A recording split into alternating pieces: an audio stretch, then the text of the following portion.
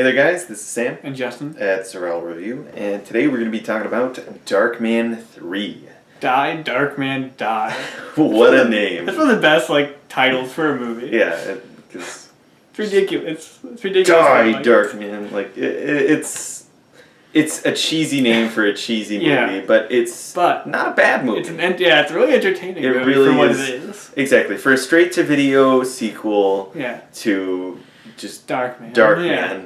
It's not bad. It still lacks the visuals and everything of Darkman 1, which is one thing I forgot to mention in our Darkman 2 review is it doesn't help watching these movies after Darkman 1. Yeah, because the visual effects are just nothing. Or just the visual style, everything is just... Absolutely. It's hard to follow up a Sam Raimi movie with these, and these movies are kind of on the visual side, just kind of it's serviceable, but not like anything. It's nothing special when Sam Raimi's work is just... It makes it feel worse, though, watching Darkman 1 before these. Definitely.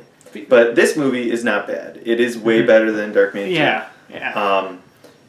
And so I guess plot-wise, Darkman returns. It's Arnold Vosloo again, who is pretty much just as bland as he was in the last movie. He's just not an interesting Darkman. But again, he's serviceable. Yeah. You can deal with him, I guess. Yeah. But I feel especially more in this movie. Yeah. Because like we said in the last one, where it felt like they threw together, and that's why he's always in his regular face. He's not like that for a lot of this movie. Yeah. There's only a few scenes here and there where he's in his regular Arnold Vosloo face, skin, whatever. Yeah. So that's good. Yeah, that's definitely not a bad thing. Even though the makeup on him is clearly cheaper because it's the video, his mouth doesn't even move half the time. He's trying to talk. Actually. He's talking like this. His mouth just doesn't move. Yeah. But so plot-wise, the main villain of this movie is because they killed Durant in the last one. Yeah, killed Durant. Probably could have brought him back, and it would have made just as much sense as Darkman 2 bringing him back. But anyway. But I don't remember his name. I don't remember the villain's name. No. But he's played by Jeff Fahey. Yes. And that's what's important because Jeff Fahey's really cool. He's a crazy actor. Definitely. He's just an interesting guy. Yeah. And so he's like a mob boss. Basically. Exactly. He's like this mob boss who he wants to create some kind of super soldier, weird henchman kind of things. And the way he's doing it is through Darkman's DNA or blood his or adrenaline. Something, and taking something ridiculously cheesy and absurd, but whatever. So now his henchmen will have the same adrenaline rush and craziness that Darkman has. Yeah. And so Darkman has to stop him. Basically, it's kind of hard to explain. But yeah, it's weird. It's weird. But so a lot of the movie is Darkman relating to this dude's wife and his daughter. Because at one point in the movie, takes Jeff Fahey's face and makes a mask of that, and he sneaks into his house to just find info on something for the plots. And ends up getting just caught there in his birthday party. Yeah, he doesn't realize it's Jeff Fahey's birthday. Yeah.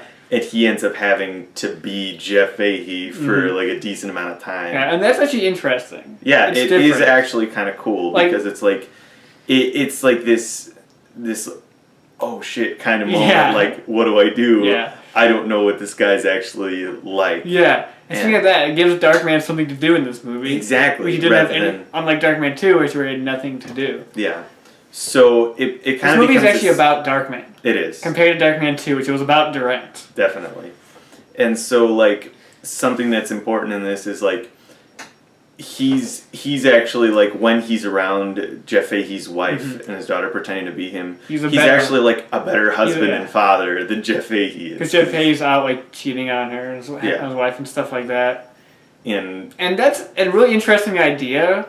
But it's a little creepy. Yeah, it comes up as creepy sometimes. He feels like... It feels like Darkman is a little too friendly with, his daughter and, just, I don't know. Yeah, it's a little weird. It's interesting, though. It just gets weird at times. Yeah, a little bit. But it's an interesting idea, especially, it gives Darkman something to do for, the middle act of the movie. And it's interesting. And the movie itself, the action scenes are actually pretty good. Yeah. In this. There's actually a pretty good chase scene in a warehouse in the middle of the movie.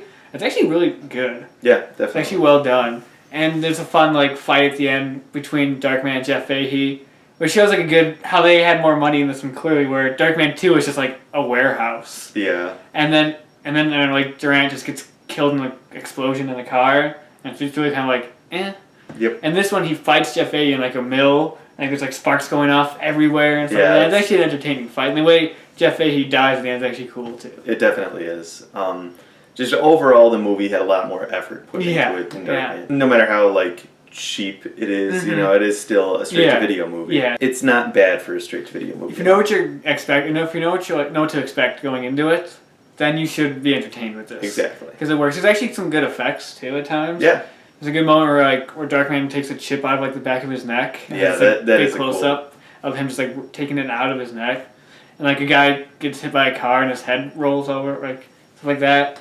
Whereas in Darkman 2, a lot of the violence was kind of like off screen and stuff. Again, probably due to budget. Exactly. This one has more violence, which is can't go wrong with violence in the movie. You can't. Now everybody thinks I'm screwed up, but that's alright.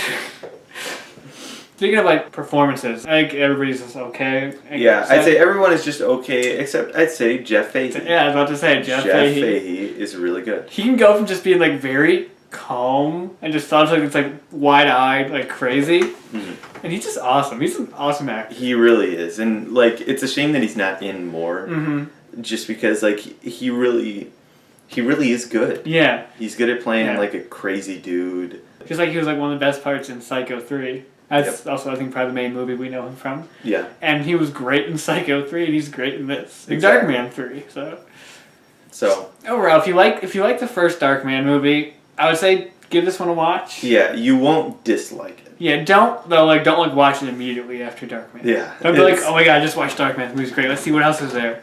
Yeah. And if you have to watch Darkman 2, but you can skip You one. can skip it. There's really nothing there. And nothing there. But Darkman 3 does stuff. Like, Darkman gets a lot more to do in this one. Either way, Darkman 3, like we've been saying, entertaining movie. So, out of 10. Out of 10, I'm going to give it like a 6.5. I'll go 6.5 as well. 6.5. It's not bad, but it's not like, it's not going to blow your mind. No. It's there. It is what it is. And it's entertaining for it. Exactly. I mean, yeah. So that's the Darkman trilogy? Yeah. Kind of, if you want to call it that. Yep. It's called that on DVD, but... Exactly. It's really hopefully someday we might see something more of the Darkman series. I personally would love to see, like, Sam Raimi come back to it. Even Liam Neeson, we've seen an interview. Liam Neeson has even stated that he'd like to work with Sam Raimi at some point again. I'd love to see like an aged Darkman come back. And no offense to Liam Neeson, but like, we know he likes the paycheck. So yep. You know he'd do it if he's offered it. Yeah. Because I mean, he's probably not going to turn it down. But just it'd be awesome having like have more money to it, be a bit bigger budget. Get Sam Raimi back. Sam Raimi hasn't done a whole lot lately. Yeah, right now, as far as I know, all he's working on is like helping out with the Evil Dead TV show. Yeah, he's directing episodes of that. Like some episodes of that, and like he's producing like the Poltergeist remake. Exactly. Like, he's not really doing a whole lot now, so get him back to direct it. Write it well, and get a new Darkman movie. It would be really cool, and. It's probably never going to happen, but we would watch it. Oh yeah, we would be there opening night. Oh yeah, but until then, until that day, we'll see you guys next time. Yeah.